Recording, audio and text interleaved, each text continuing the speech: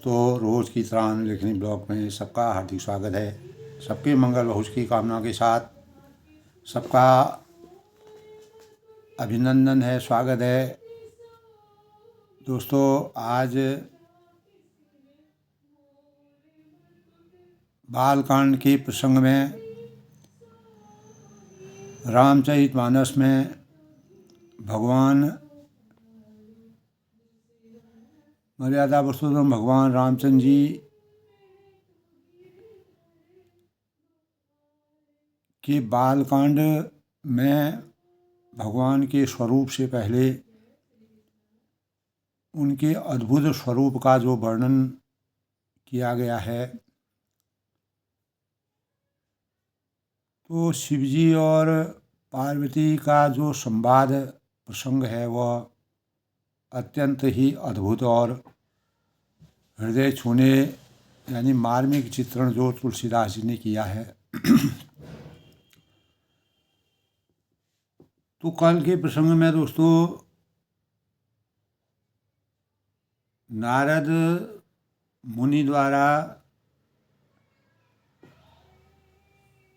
यानी हिमांचल के वहाँ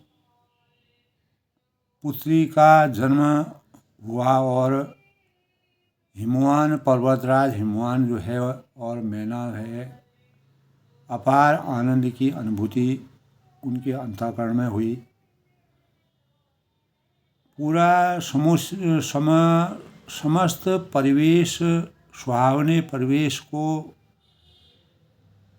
का अनुभव करते हुए नारद जी तीनों लोकों के ज्ञाता जो हैं वह हिमांचल पर्वतराज हिमांचल के पास पहुँचे और वहाँ पर नारद मुनि ने माता माँ अंबिका भवानी के स्वरूप में पुत्री का अवतरण हुआ। तो नारद जी ने ये सब समाचार उनको अवगत हुए, उन्होंने सुने, तो उनके अंतःकरण में अपार आनंद की अनुभूति हुई और वह हिमांचल के घर पधारे।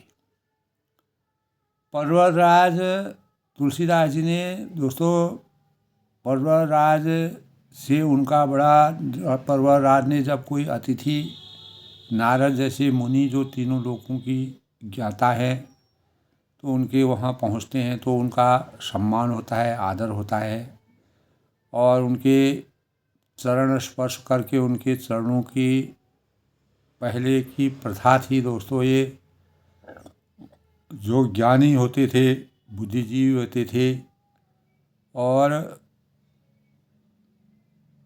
ज्ञाता होते थे तो उनको गुरु की श्रेणी में मान करके उनका चरणामृत धारण किया जाता था। तो तब अपनी स्त्री मैना सहित हिमवान ने जो है स्त्री सहित मुनि के चरणों में सर नवाया और उनके चरणों को सारे चरणों का जो जल था वह सारे घर में अपना पवित्रता के मानक के अनुसार हिमाचल ने अपने सौभाग्य का बहुत बखान किया और पुत्री को बुलाकर मुनि के चरणों में उनको डाल दिया और फिर और कहा कि हे मुनिवर, आप त्रिकालज्ञ और सर्वज्ञ हैं, यानी तीनों कालों की जानने वाले सर्वज्ञाता हैं और आपको सर्वत्र आपकी सब कुछ आप जानने वाले हैं और आपकी सर्वत्र पहुँच है। आप हृदय में विचार कर कन्या के गुण दोषों का अवलोकन करके कि कन्या किस प्रकार की होगी और इसका भविष्य क्या होगा, इसके बारे में पूरा वृत्तांत जानने की अपेक्षा हिमवान ने की। तो नारद मुनि ने प्रसन्न होकर हंस करके रहस्ययुक्त कोमल वाणी से कहा कि तुम्हारी कन्या सब गुणों से की खान है और यह स्वभाव से ही सुंदर, सुशील और समझदार है। उमा, अंबिका और भवानी इसका नाम होना चाहिए। तब उन्होंने कहा कि सब लक्षण संपन्न कुमारी हो यही संतन पिय प्यारी, सदा अचल एकर अहिबाता एतें जसु पैवनी पितु माता। यानी कन्या सब सुलक्षणों से संपन्न होगी और यह अपने पति को सदा प्यारी होगी और इसका सुहाग अचल और अटल रहेगा और इसके माता पिता इससे यश की प्राप्ति यानी कीर्ति, मान सम्मान की प्राप्ति के द्योतक है। तो दोस्तों, जहाँ पर अच्छाई, बुराई, गुण, दोष, सत्य, असत्य और कठिनाई और सहजता होती है, वहाँ पर एक दूसरे के मानक होते हैं। जब हमारे जीवन में सफलता आती है तो असफलता भी कभी कभी आती है। तो उस सारे सभी प्रकार के भावों से हमको अपने जीवन को किस प्रकार से चरितार्थ करना चाहिए। तो तब हो वही पूज्य सकल जग माही, यही सेवत कछु दुर्लभ नाही। एकर नाम सुमेर संसारा, त्रिय चरण पतिव्रत असिधारा। यह सारे जगत में पूज्य होगी। नारद जी ने कहा और सेवा करने में यह दुर्लभ होगी। और संसार में स्त्रियां इसका नाम स्मरण करके पतिव्रत तलवार की धार के अनुसार यानी प्रेरणा के स्रोत के रूप में। तो सती ने जब दक्ष के यज्ञ में जाकर के वहाँ शिवजी का मान न होने से उनको क्रोध आया, उसी क्रोध की अग्नि में, क्रोधाग्नि में अग्नि में वह समाहित हो गई, जिसके परिणाम स्वरूप उन्होंने अपना समर्पण करके भगवान शिव की आराधना, शिव के स्वरूप में अपने को हमेशा के लिए शिव स्वरूप बनाने का प्रयास किया। तो कि हे पर्वतराज, तुम्हारी कन्या सुलक्षणी है, सुंदर लक्षणों वाली है और इसमें जो भी 4 अवगुण हैं उनमें उनको सुन लीजिए। तो गुणहीन, मानहीन और माता पिता विहीन, उदासीन, संशयहीन, लापरवाह, इस प्रवृत्ति से आच्छादित, जोगी जटिल अकाम मन नगन अमंगल भीष, अस्वामी यही कहा मिलहि परि हस्त अश्वी। यानी योगी जटाधारी निष्काम, हृदय नंगा, अमंगल, वेशधारा ऐसा पति इसको मिलेगा। यही इसके अवगुण हैं। इसके हाथ में ऐसी रेखा दिखती है। तो पार्वती ने जब सती के रूप में, उसी प्रसंग भर में आता हूँ दोस्तों, कि जब उन्होंने अपना देह अग्नि में भस्म कर दिया था, योगाग्नि में वह प्रवेश कर गई क्रोध के कारण। तो उस समय भगवान शिव का उन्होंने ध्यान किया और मर्यादा पुरुषोत्तम भगवान रामचंद्र जी से जो उन्होंने अपने दोष, यानी भगवान रामचंद्र का जब उन्होंने परीक्षा ली और शिव जी उससे क्रोधित हुए। क्रोधित होने के बाद शिव जी ने पत्नी के रूप में उस जीवन से उनका हमेशा के लिए परित्याग किया। और अगले जन्म में पार्वती जी ने कहा कि शिव जी का कोई दोष नहीं है, नारी बुद्धि होने के कारण मैं ही दोषी हूँ। और फिर उसने कहा कि अगर अगले जन्म में अगर मेरा अवतरण हो तो मैं शिव जी की पत्नी के रूप में और शिव जी ही मैं पतिव्रता हमेशा बनी रहूं और मेरा जीवन शिव स्वरूप में हमेशा समर्पित रहे। तो नारद मुनि की वाणी सुनकर और उसको हृदय में सत्य जानकर पति पत्नी हिमवान और मैना को यद्यपि दुख हुआ, लेकिन पार्वती प्रसन्न हुई। पार्वती को पता चल गया कि भगवान शिव पुनः मुझे प्राप्त हो रहे हैं। नारद जी ने भी इस रहस्य को वो भी नहीं जानते थे। वह उन्होंने गणना के आधार पर बताया, लेकिन पार्वती उस चीज़ को समझ गई, क्योंकि सबकी बाहरी दशा एक सी होने पर भीतरी समझ सब उनकी अलग अलग होती है। तो सारी सखियां हैं, पार्वती, पर्वतराज, हिमवान, मैना, सभी के शरीर पुलकायमान हो गए। ऐसे स्वरूप से हम क्या करेंगे? और जबकि पार्वती इतनी सुलक्षणी है, सुंदर दिखने वाली है, और नेत्रों में सबके जल भर आया। देवर्षि के वचन कभी असत्य नहीं जा सकते हैं, क्योंकि तीनों लोगों के जानने वाले हैं। यह विचार कर पार्वती ने उन वचनों को अपने हृदय में धारण किया। तो उन्हें शिवजी के चरण कमलों में अपार स्नेह उत्पन्न हो गया, और मन ही मन वह प्रसन्नता के मारे मन में किसी प्रकार के संदेह के बिना उनका मिलना कठिन है, लेकिन अक्सर ठीक यानी भगवान शिव ने पार्वती की परीक्षा ली, और उमा ने अपने प्रेम को छिपा रखा था।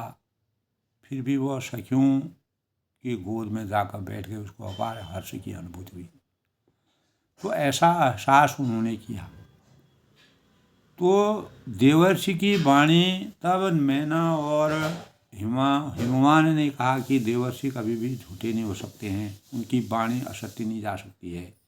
यह विचार कर हिमवान, मैना, सारी चतुर सखियाँ जो है चिंता करने लगी कि अब पार्वती जी का क्या होगा। और हृदय में धीरज धरकर पर्वतराज ने कहा कि हे नाथ, कहिए अब अगला उपाय, आगे क्या किया जाए, इसका क्या समाधान है। तब नारद जी कहते हैं कि कह मुनि हिमंत सुनु, जो विधि लिखा दिलार, देव दनु नर नाग मुनि को न मेट निहार। यानी इस संसार में मुनीश्वर ने कहा, नारद जी ने कहा कि हिमवान, धैर्य और धारण करना, नकारात्मकता को भी सकारात्मक में परिवर्तित करना, कभी कभी अमंगल भी मंगल में परिवर्तित हो जाते हैं। इस प्रकार के भावों का यह विधि का विधान है। विधाता ने ललाट पर जो कुछ लिख दिया है, उसको देवता, दानव, मनुष्य, नाग, मुनि कोई भी नहीं मिटा सकता है, वह अमिट है।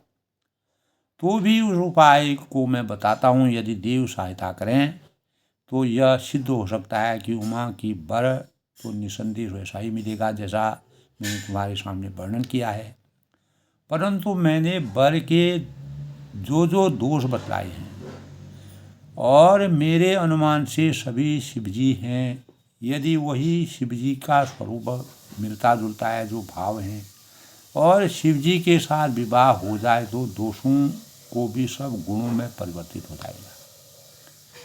तो जैसे विष्णु भगवान शेषनाग की शैया पर सोते हैं, और तो पंडित लोग उनको कोई दोष नहीं लगाते हैं।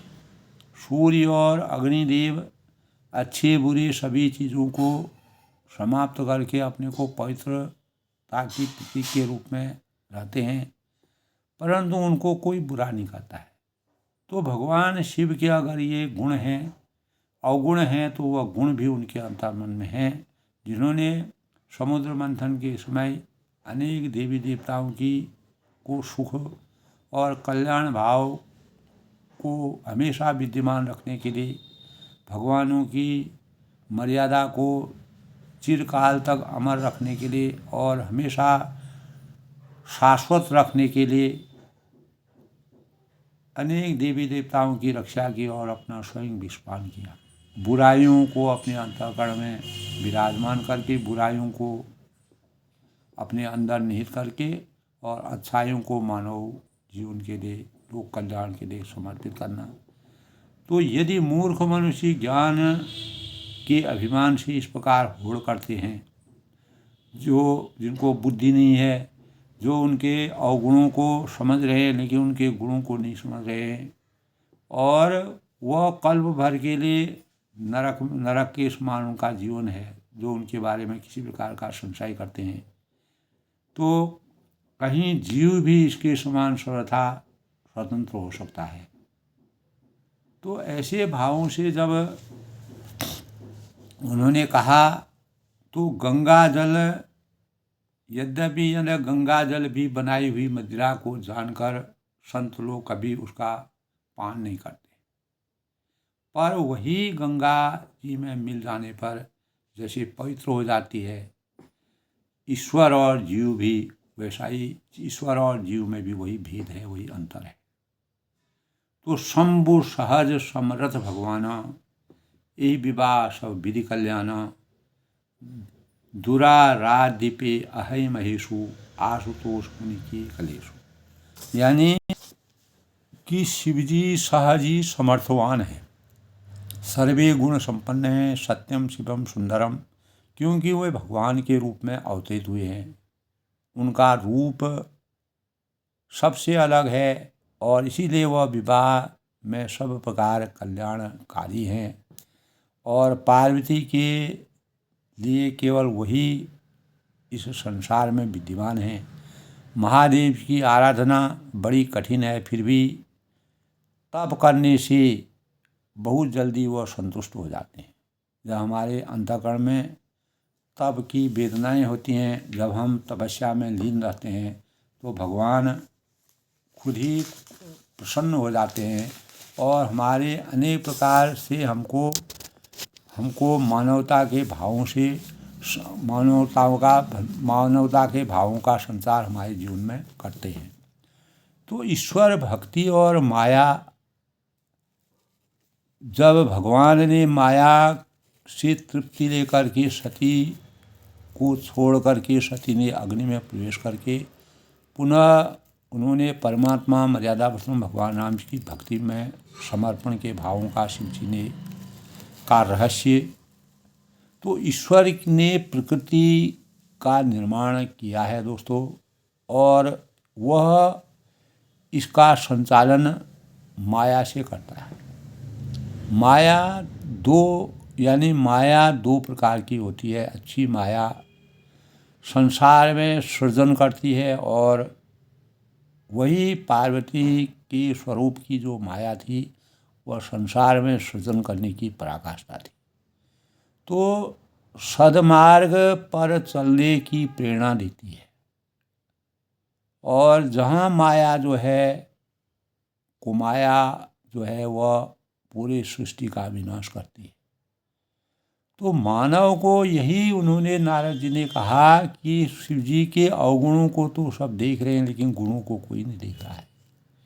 तो काम क्रोध लोभ रूपी विचार यानी विकारों से ईश्वर से विमुख करती है माया। ईश्वर कृपा से, इसीलिए भगवान शिव ने सती का कुछ समय के लिए परित्याग करते हुए भगवान रामचंद्र की भक्ति यानी उनकी मर्यादा को सर्वोपरि रखा। तो इस संसार में दोस्तों सोचने की शक्ति और विवेक मनुष्य को ही प्राप्त है, और विवेक द्वारा वह धर्म और सत्य के मार्ग पर चलकर वैराग्य प्राप्त कर सकता है। वैराग्य से ज्ञान प्राप्त होता है। रामचरितमानस में जो आज का प्रसंग है, तो ज्ञान से ईश्वर भक्ति प्राप्त होती है।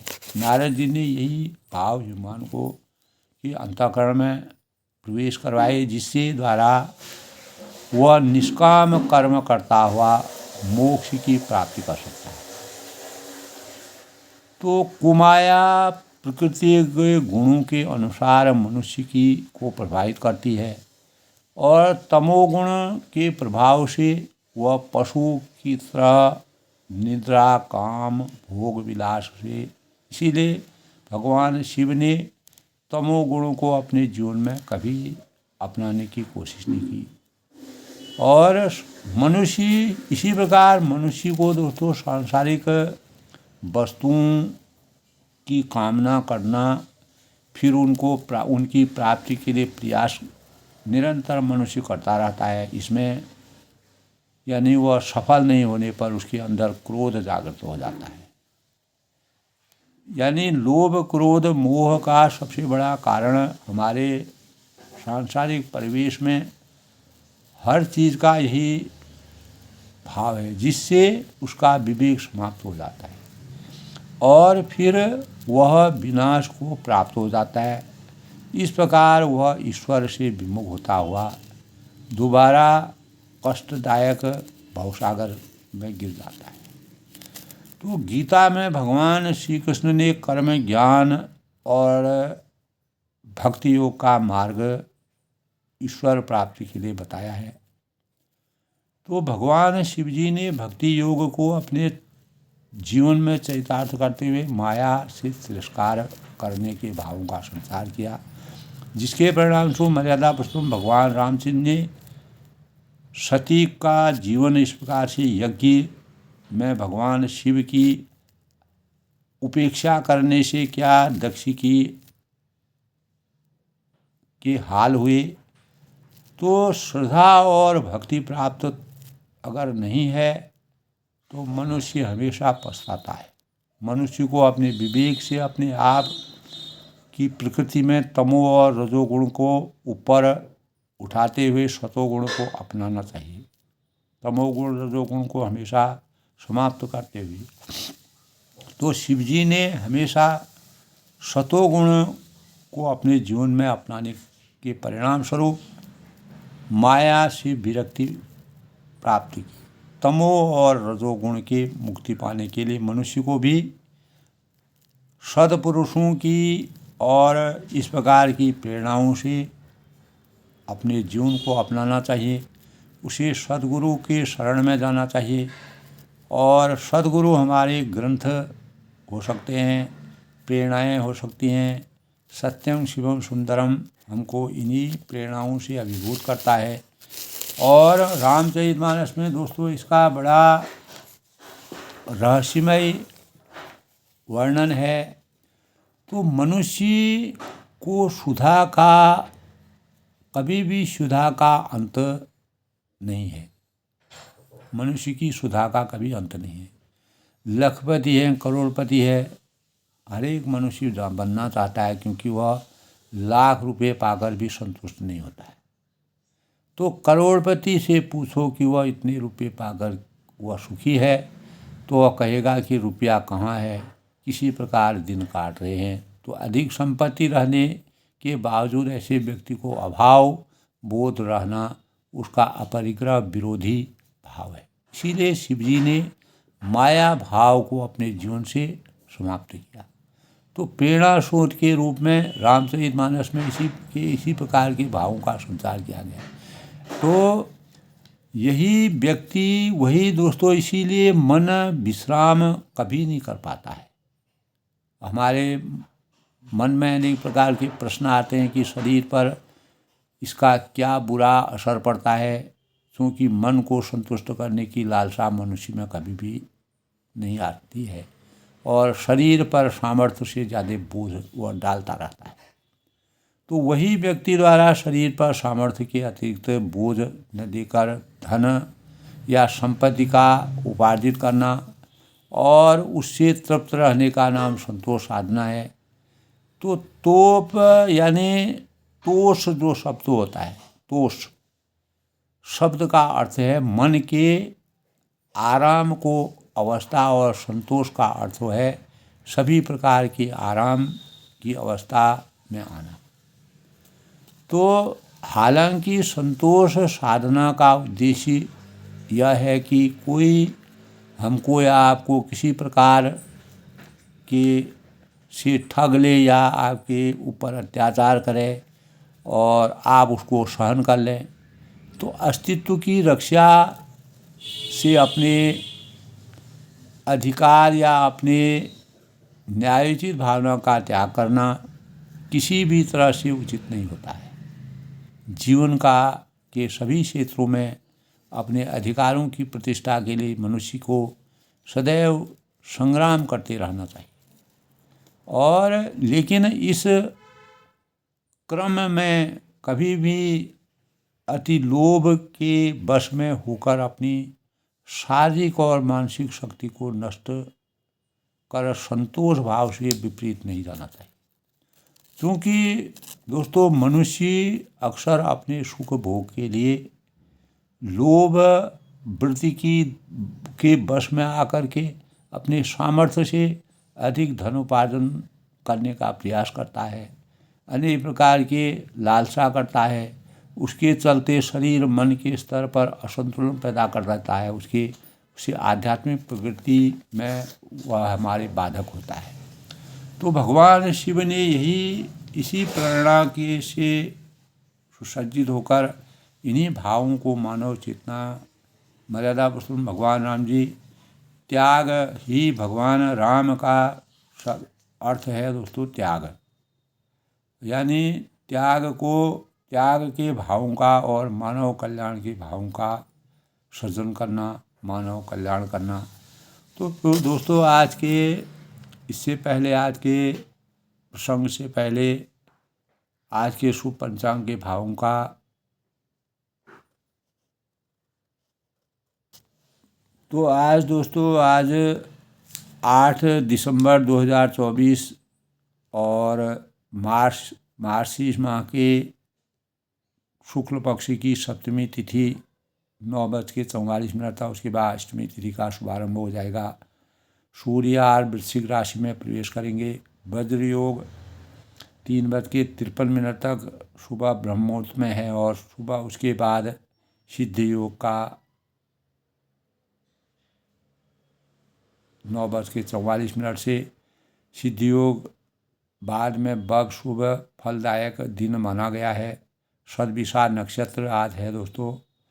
आज सूर्यदेव की पूजा का बड़ा महत्व है, क्योंकि आज सूर्य भगवान का दिन है और सूर्यदेव की पूजा करना आज के अगर शुभ मुहूर्त की बात करते हैं कि अभिजीत मुहूर्त 11:37 से 12:43 तक, और आज का अमृतकाल दोस्तों 9:04 से 10:37 तक। ब्रह्म मुहूर्त आज, और ब्रह्म मुहूर्त के समय में अनेक प्रकार के शुभ कार्यों को किया जाता है 5:24 से 6:12 तक। अभिजीत मुहूर्त आज बताया। राहु काल दोस्तों 4:07 से 5:24 तक सायं। सूर्योदय 7:02 पर और सूर्यास्त जो है 5:24 पर। इस प्रकार आज के शुभ पंचांग के भावों का रहस्य है दोस्तों। आज जैसे कि हम जानते हैं कि सूर्य रविवार का दिन है और रविवार के दिन भगवान सूर्य की पूजा करने के भावों का भगवान सूर्य की पूजा की जाती है।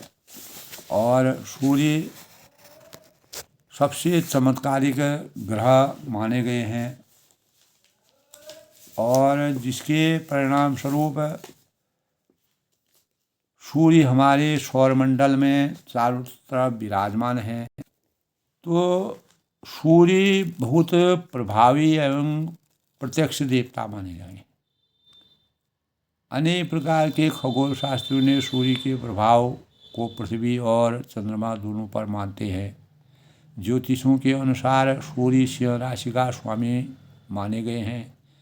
जन्म कुंडली में उच्च का सूर्य राज सम्मान और उच्च पद का द्योतक माना गया है। अनेक विद्वान श्री रामचंद्र के अवतार में सूर्य का तेज अंश समाहित होने के भावों का संचार करते हैं। इस प्रकार का वर्णन है। रामचरितमानस में मर्यादा पुरुषोत्तम भगवान रामचंद्र ने जब रावण पर विजय प्राप्त की तब भगवान सूर्य का तेज अगस्त ऋषि के द्वारा भगवान रामचंद्र जी को सूर्य का तेज प्राप्त हुआ और दुर्गा माता की शक्ति का प्रवेश उनके शरीर में हुआ। इसीलिए रावण का उन्होंने वध किया। सूर्य आराधना विशेष रूप से रविवार को की जाती है। इस आराधना से हमारे जीवन में शारीरिक और मानसिक विकास होता है। स्तुति और बाल रवि दर्शन, उपयुक्त मात्रा में सूर्य भगवान को अर्घ्य चढ़ाना, और रविवार के दिन सूर्य अर्घ्य रोली और पुष्प, लाल पुष्प से भगवान सूर्य की पूजा की जाती है। सूर्य भगवान की यानी सूर्यवार का यानी रविवार की पूजा उपासना करने से अनेक प्रकार के राजयोग में हमको बल मिलता है। जब गेहूँ, गुड़, कमल पुष्प, केसर, लाल चंदन, लाल वस्त्र का प्रयोग, इस दिन दोस्तों अनेक प्रकार के चीज़ों का दान हम कर सकते हैं अपनी इच्छा के अनुसार। भगवान सूर्य की आराधना के लिए प्रातः सूर्योदय के समय हमारे रोग प्रतिरोधक क्षमता वाली किरणों पर सूर्य अर्घ्य देने से हमारे अनेक प्रकार की बीमारियों का अंत होता है और हम हमारे लिए औषधि का काम सूर्य की किरणें करते हैं। सूर्य आराधना सूर्यास्त के उपरांत कुछ भी खाना मना है। सूर्य अगर व्रत रखा जाता है रविवार का, सूर्य व्रतधारी दोपहर के बाद मीठा भोजन कर सकते हैं। सोमवार को प्रातः सूर्यार्घ्य देने के बाद ही व्रत संपूर्ण करना चाहिए। सूर्य देव का वर्ण लाल होता है। सनातन धर्म में हमारे हिंदू धर्म के पालन करने वाले जिन 5 देवताओं का पूजन करते हैं उसमें विष्णु हैं, शिव हैं, दुर्गा हैं, गणेश जी हैं, सूर्य हैं, ये प्रमुख देवता हैं। और इस दिन दोस्तों आदित्य हृदय शोध मंत्र का पाठ करना चाहिए। और सतयुग में यानी भगवान राम ने लंका विजय का लक्ष्य लेकर सूर्य पूजन किया था, ऐसा हमारे साहित्यों में रामचरितमानस में विद्यमान है। तो सतयुग में जब दोस्तों हवन प्रधान आराधना थी तब सूर्य की आहुतियाँ दी जाती थी। त्रेता में श्री राम ने, द्वापर में स्वयं श्री कृष्ण ने पांडव कुल के लोगों से सूर्य आराधना की थी। कलयुग में सूर्य वंदना राज सम्मान दिलाने एवं व्यक्ति का तेज बढ़ाने के लिए सहायक मानी जाती है। तो ओम आ कृष्णेन रसा वर्तमानो निवेशयन्ति भूतं मर्त्यच हिरण्येन सवितांग रथिनांग देवा याति भुवनानि पश्यन्, यानी अनंत प्रकाशवान पापनाशक सूर्य देवता आपका आवाहन करता हूँ। तो इस प्रकार से भगवान हे तेजवान पापहर्ता सूर्यदेव पधारें और हे सविता सूर्य भगवान अनिष्ट दूर करें और अभीष्ट उपलब्ध कराएं। ओम विश्वानि देवो सहितो दुर्तानि पराशुआ यद भद्रं तन आशुआ। तो जपा कुसुमं सकाशं काश्यपेयं महाद्युति तेजो अरि सर्व पापघ्नं सूर्य आवाहयम्। तो इस प्रकार से भगवान सूर्य यानी जो इस पृथ्वी पर सूर्य हमारे सौरमंडल के सबसे बड़े पिंड माने जाते हैं। उनका व्यास 13,90,000 किलोमीटर माना गया है और सूर्य के पास अनेक प्रकार के चमत्कारिक चीज़ों का भंडार है, ऐसा हमारे वैज्ञानिक बताते हैं। सूर्य अपने केंद्र में ऊर्जा पैदा करते हैं और सूर्य की प्रकृति पीले बौने तारे के समान है। सूर्य पृथ्वी से 93 मिलियन मील यानी 150 मिलियन किलोमीटर दूर है। गणना कीजिए दोस्तों, यह सौरमंडल का एक मात्र तारा सूर्य के गुरु बृहस्पति और यह सूर्य के मित्र संयोग से जीवात्मा का संयोग माना जाता है। गुरु यानी गुरु जीव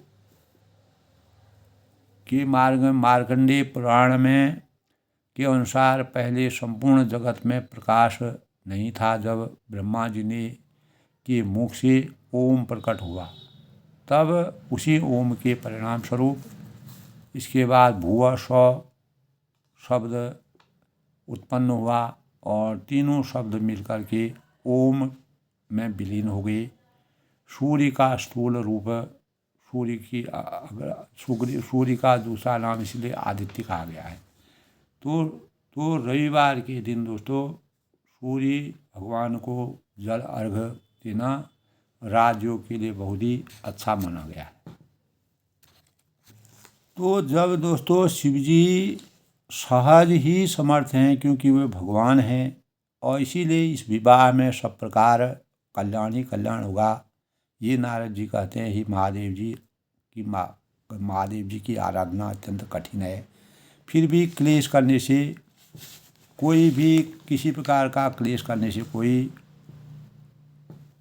लाभ नहीं है। यदि तुम्हारी कन्या तप करे तो त्रिपुरारी महादेव जी होनहार को मिटा सकते हैं। जो तप करे तुम्हारी कुमारी तुम्हारी भाव ही मीट सकें। तब नारद जी उपाय बताते हैं, और यद्यपि बर अनेक जग माही, यही कह शिव तजी दूसर नाही। यदि तुम्हारी कन्या तप करे त्रिपुरारी महादेव होनहार को मिटा सकते हैं, उनके पास ये शक्ति है। यद्यपि यानी संसार में इस भौतिक इस जगत में बर अनेक है, इसके लिए शिव जी को छोड़कर दूसरा बर है ही नहीं। और न भविष्य न भविष्यतः, यानी बरदायक परनायत भंजन कृपा सिंधु सेवक मनोरंजन इच्छित फल बिनु शिव राधे लाय न कोटि जोग तप साधे। यानी शिव जी बर देने वाले, शरणागतों के दुखों को नाश करने वाले, कृपा सिंधु सेवक मनोरंजन, कृपा के समुद्र और सेवकों के मन को प्रसन्न करने वाले हैं। इच्छित फल बिनु शिव अपराधे, शिव जी के आराधना के बिना करोड़ों योग और तप करने पर भी यानी वांछित फल प्राप्त नहीं होता है। अस कहीं नारद सुमर हरि गिरिजहीं करें आशीष, हो वहीं सब कल्याण स्वभाव संशय जाऊँ गिरीश। तब ऐसा कहकर भगवान का स्मरण करके नारद जी ने पार्वती को आशीर्वाद दिया और कहा कि उनके संशय को समाप्त किया, और पार्वती जी अपने अंतःकरण में अपार हर्ष की अनुभूति उनसे होगी कि शिव जी की ही प्राप्ति उनको हो रही है। और हे पर्वतराज, तुम संदेह कर त्याग, किसी प्रकार का संदेह अपने अंतःकरण में मत करो। अब यह कल्याण ही कल्याण होगा, मंगल ही मंगल होगा, किसी प्रकार का संशय करने की आवश्यकता नहीं है। तो किसी भी चीज़ का अगर दोस्तों कोई चीज़ होती है, उसका हर चीज़ का कोई न कोई उपाय होता है। कही अस ब्रह्म भवन सुनि गयऊँ, आगिल चर्यों सुनो लस भयऊँ, पति एकांत पाय कर मैना, नाथ मैं समझे मुनि बहना। तब यूं कहकर नारद मुनि ब्रह्मलोक को चले गए, और आगे जो चरित्र हुआ उसे सुनो। पति एकांत पाए तब लेना, पति को एकांत में का पाकर स्त्री स्वभाव होने के कारण नारी स्वभाव सत्य में कहूँ अवगुण वाट सदा रहूँ। तो मैना ने कहा, हे नाथ न मैं समझे मुनि बहना। मुनि के सपनों जो वचन हैं उसका अर्थ मैं समझ ही नहीं पाए कि मुनि कहना क्या चाहते हैं, और मेरे मन में अनेक प्रकार के संदेह उत्पन्न हो रहे हैं। जो घरो बरु कलु होई कलूपा अनुपा करिय विवाह सुता अनुरूपा, नत कन्या बरु रयों कुआरी कंत उमा मम प्राण प्यारी। तब मैना कहती हैं कि जो हमारी कन्या के अनुकूल घर बर और कुल उत्तम हो। तो हरेक मानव जीवन का ये नियम है दोस्तों, नीति कहती है कि हरेक व्यक्ति अपने जीवन में सुख की अनुभूति रखता है। सामाजिक परिवेश में समाज के लायक, समाज के अनुसार हर चीज़ मर्यादा के अनुसार चाहते हैं। तो जो हमारी कन्या के अनुकूल बर घर बर और कुल उत्तम हो तो विवाह कीजिए, और नहीं तो करिय विवाह सुतानुरूपा, नत कन्या बरु रहो कुंवारी। नहीं तो जो हमारी कन्या है वह चाहे कुमारी ही रहे, मुझे उसमें कोई अफसोस नहीं है। मैं अयोग्य वर के साथ उसका विवाह नहीं करना चाहती, और क्योंकि स्त्री स्वभाव से कमज़ोर होती हैं, इसीलिए क्योंकि स्वामी न पार्वती मुझको प्राणों के समान प्यारी है। हर एक माँ को अपने पुत्री के अपने बच्चों से अपार स्नेह होता है, लगाव होता है, उसकी अच्छाई के लिए सोचते हैं। लेकिन शिव के स्वरूप के बारे में यही पार्वती यानी मैना की परीक्षा थी। मैना समझ नहीं पाई, जो मिलहि बरु गिरि जहि जोगु। और एकांत में अपने पति से वह बात करती है यानी हिमवान से, जो न मिलहि बरु गिरि जहि जोगु, गिरि जड़ जहाज कहे सब लोगु। सोई विचार पति कहूँ विवाहु, जेहि न बहुरी होई दाहु। यानी यदि पार्वती के योग्य वर मिला तो सब लोग कहेंगे कि पर्वत स्वभाव से ही जड़ मूर्ख होते हैं। यानी पर्वत जो है स्वभाव से ही जड़ मूर्ख होते हैं, हमारी अवहेलना हो जाएगी और समाज में हम अवहेलना के पात्र होंगे। अनेक लोग हमको धिक्कारेंगे, ललकारेंगे, तुतकारेंगे। तो हे स्वामी, इस बात को विचार कर विवाह कीजिएगा, और जिसमें फिर पीछे हृदय में किसी प्रकार का संताप न रहे, आगे का जीवन सही रहे। तो अस कही परी चरण धरि शीशा। इस प्रकार कहकर मैना पति के चरणों में मस्तक रखकर गिर पड़ी। उसको अपार एक प्रकार से अपनी पुत्री के प्रति जो स्नेह था, उस स्नेह में संशय होने लगा कि बोले सहित स्नेह गिरीशा। तब हिमवान प्रेम के शब्दों में उन्होंने कहा कि चाहे चंद्रमा में अग्नि प्रकट हो जाए, बर पावक प्रगटे शशिमाही, पर नारद के वचन झूठे नहीं हो सकते। इतना मुझे विश्वास है, विश्वासम फलदायकम। तो विश्वास की पराकाष्ठा सबसे बड़ी होती है। शिव जी में कुछ न कुछ जो वर इसको प्राप्त हुए हैं वो ऐसे नहीं मिले हैं, ये सब संयोग है। विधि हो यही सोई, जो राम रच राखा, को करी तरक बढ़ाओ ही सका। तो प्रिया सोच परिहूँ सबौ, सुमिरहूँ श्री भगवान। तब हिमवान ने कहा कि प्रिया सोच परिहूँ सबौ, हे प्रिय, सब सोच छोड़कर भगवान का स्मरण करो।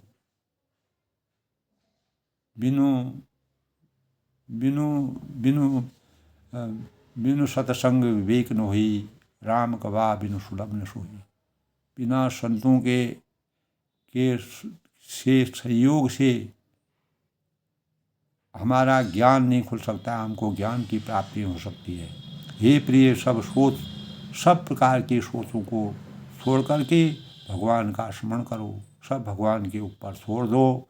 और पार्वती ही निरमय हूँ जही, सोई करे हूँ कल्याण। जिन्होंने पार्वती को रचा है, उनके जीवन को भगवान इस संसार में जो जिसको विधि के विधान के अनुसार अगर कोई भी मानव जीवन में जन्म लेता है तो उसके लिए कुछ न कुछ जीवन में होता है। और हे प्रिय, सब किसी प्रकार के संशय भावों को छोड़कर त्याग कर मात्र भगवान का स्मरण करो। जा पर जाको सत्य स्नेहु, ता पर ताको मिले संदेह। तो किसी प्रकार का संदेह नहीं होना चाहिए। अगर सत्य यानी सच्चा प्रेम जो है, सच्ची निष्ठा, सच्ची आस्था, सच्ची भावना मानव जीवन को चैत्रवान बनाती है। तो जिन्होंने पार्वती निर्भय जही, जिन्होंने पार्वती को रचा है, पार्वती को जन्म दिया है, और वे ही कल्याण करेंगे, वही सब कल्याण करेंगे। सर्वे भवन्तु सुखिनः, सर्वे भवन्तु निरामयाः, सर्वे भद्राणि पश्यन्तु मा कश्चित् दुःख भाग् भवेत्। तो किसी प्रकार के दुख करने की आवश्यकता नहीं है। तो परम ब्रह्म परमात्मा ने जो रचा होगा, वो यही सोई जो राम रच राखा, को कई तरह बढ़ाव ही साका। किसी प्रकार की संशय करने की आवश्यकता नहीं है। नारद जी जो तीनों लोगों की बातें जानते हैं और उनको अपार ज्ञान है, और उन्होंने जो बात कही है वो कभी भी गलत नहीं जा सकती है। और उन्होंने जो शिव जी को वर देने वाले, शरणागतों के दुखों का नाश करने वाले, कृपा के समुद्र और सेवा से मन को प्रसन्न करने वाले हैं। शिव जी की आराधना के बिना करोड़ों योग और जप जो है करने पर भी वांछित फलों की प्राप्ति नहीं होती। तो ऐसा कहकर भगवान का स्मरण करके नारद जी ने पार्वती को आशीर्वाद दिया। उसी आशीर्वाद के परिणाम स्वरूप हिमवान के अंतःकरण में जो संशय था वो हमेशा के लिए समाप्त हुआ। उसी संशय को समाप्त करने के लिए मैना को उन्होंने समझाया, अपनी पत्नी को समझाया कि इस प्रकार कहकर मैना, पति की तरह मैना ने, यद्यपि उनके अंतःकरण में संशय था, इस प्रकार का वर अगर पार्वती को मिलेगा तो उसको उस वर को प्राप्त करने से अगर वो अविवाहित रहेगा तो वह ठीक है। लेकिन पुरुष प्रधान जो यानी हिमवान थे, उनको नारद जी की बातें बार बार याद आती हैं। उनकी ऊपर उनका अटूट विश्वास था। उसी विश्वास के परिणाम स्वरूप उन्होंने कहा कि हे प्रिय, सब छोड़कर मात्र भगवान का, जब जब जब कभी भी हमारे अंतःकरण में अनेक बाधाएं हमको सताने लगती हैं, हमारे अंतःकरण में संशय होता है, दुविधा होती है, तो हमें उस कार्य को परमात्मा के ऊपर छोड़ देना चाहिए।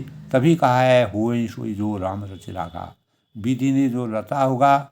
और तभी नारद जी ने भी कहा कि विधि की जो रचना होती है उसको ललाट पर जो लिखा होता है, किसी भी मानव के ललाट पर जो उसके भाव में, उसके भाग्य में जो होता है वो उसको उसका भोग करना ही पड़ता है। तो इन्हीं भावों से भगवान शिव जो है अपार निरंकारी हैं और उनको किसी प्रकार की माया मोह से वह विरक्त हैं। इसीलिए हिमवान के अंतःकरण में नारद जी की बातें घर कर गईं और उन्होंने अपनी पत्नी को समझाया कि भगवान पर स्मरण करो, भगवान को याद करो, जिन्होंने पार्वती को रचा होगा। इस संसार में भगवान जो कुछ करते हैं वह अच्छा करते हैं। अगर हम उसको बुराई समझते हैं उसमें भी कहीं ना कहीं अच्छाई छुपी रहती है। तो इस प्रकार दोस्तों आज के प्रसंग में अपनी वाणी को विराम देते हुए यानी मैना के अंतःकरण को, मैना के भावों को, मैना के संशय को, हिमवान ने अपनी पत्नी मैना के संशय को किस प्रकार से नारद जी के पर अटूट विश्वास की परंपरा के साथ अपार ज्ञान के भंडार नारद जी के जीवन से प्रेरणा प्राप्त करके सब भगवान के ऊपर न्यौछावर कर दिया, छोड़ दिया और वह संशयहीन होकर के आगे की क्रिया आगे के कार्यों के लिए और मैना को समझाते हैं। तो दोस्तों रामचरितमानस में जो वर्णन है बड़ा तुलसीदास ने बड़ा सोच विचार करके और इस रामचरितमानस को रचा है। इसमें अनेक जगह हमारे पारिवारिक जीवन में, हमारे सामाजिक जीवन में, हमारे आध्यात्म में सभी प्रकार के भावों का संचार होता है। तो इस प्रकार दोस्तों अपनी वाणी को विराम देते हुए पुनः मैं सभी से अपेक्षा करता हूँ कि मर्यादा पुरुषोत्तम भगवान राम जी का आशीर्वाद सभी पर बना रहे हैं। तो हो वही सोई जो राम रज राखा, को करी तरह बड़ा वही साखा। जब हमारे अंतःकरण में कभी भी दुविधा हो जाती है तो हमें परमात्मा के ऊपर उस बात को छोड़ देना चाहिए। यही प्रेरणा का सबसे बड़ा भाव है। सत्यं शिवं सुंदरम इसलिए कहा गया है कि सत्य में सत्य की जीत होती है और असत्य हमेशा हारता है। तो दोस्तों सब लोग सुखी रहें, खुश रहें, प्रसन्न रहें।